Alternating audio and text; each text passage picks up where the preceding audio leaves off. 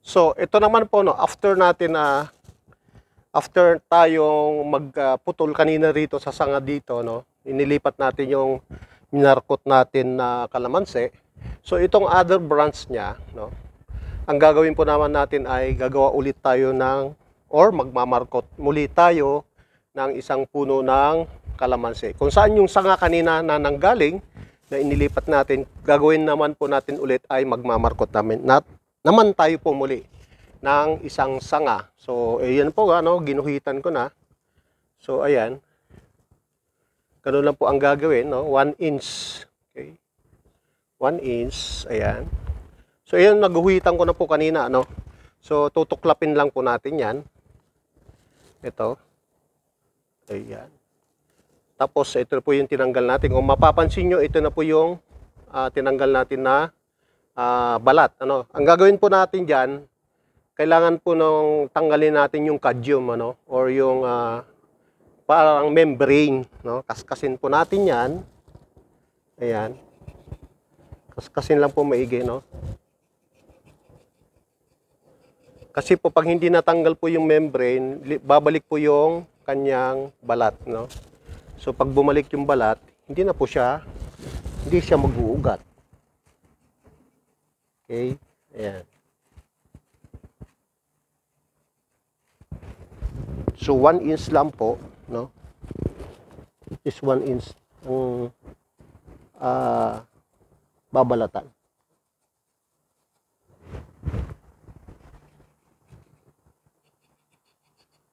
Ito po ay matagal ng proseso ng plant propagation. So, naituro na po sa atin ito noong 1980s pa, no? Pero ngayon lang natin na tinutuo, no? Yung ganitong mga sistema ng plant propagation. So, ayan po, no? Nalagyan na po natin or natanggal na natin yung membrane. So, gagawin naman natin ay lalagyan natin ng lupa. Mas maganda yung loam soil, no? Para madaling makaugat. Ano po? Buhaghag. So, kukuha lang po tayo ng lupa.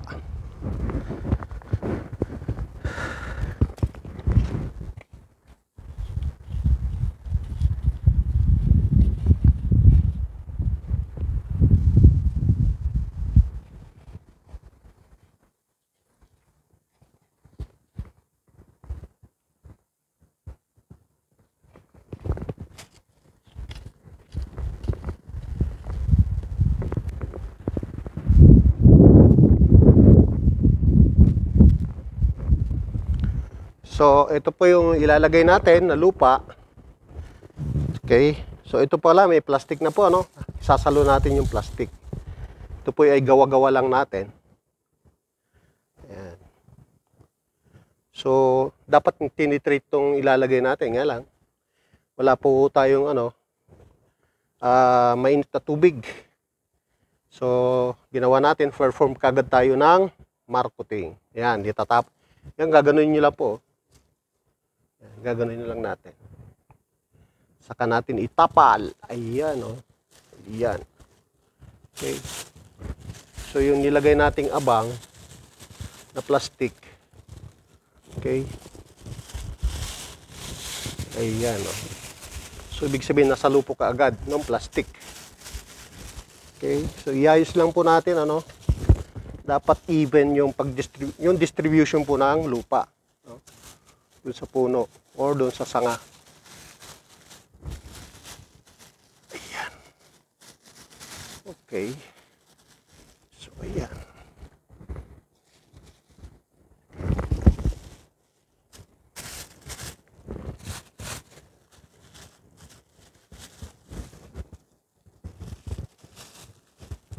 Okay.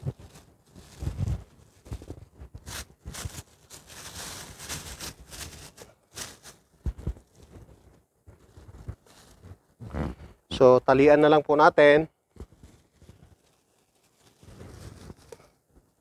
Ayan.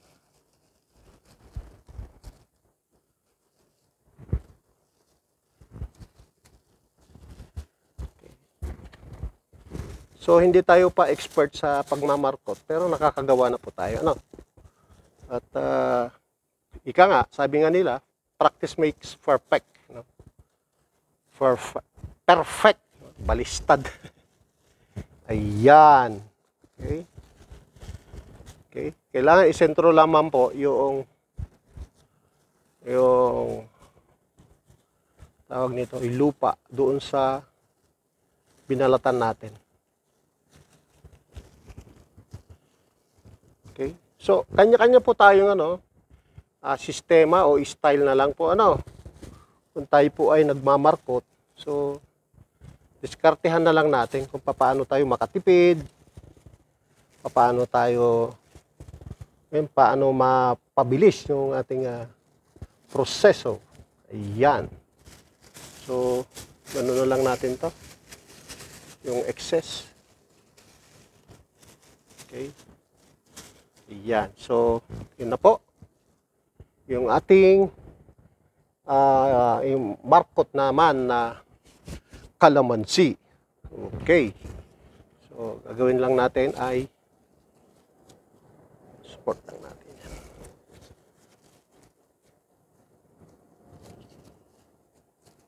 So, pwede natin hong diligan ng konti.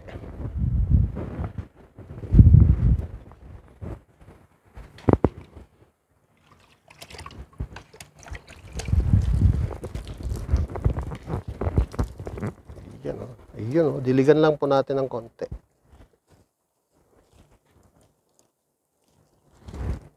Yeah.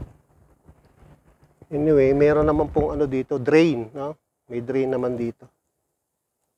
Yan, lagyan natin ng drain.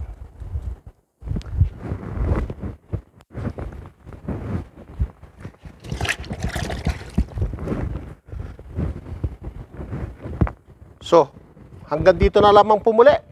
At tayo naman po ay nakapagmarkot na naman ng isang kalamansi, no? At for the first time, yung paglilipat po natin kanina, yun po yung unang-una nating minarkot na kalamansi dito sa ating urban garden. Pero nauna na po tayong nagmarkot ng lemon, no?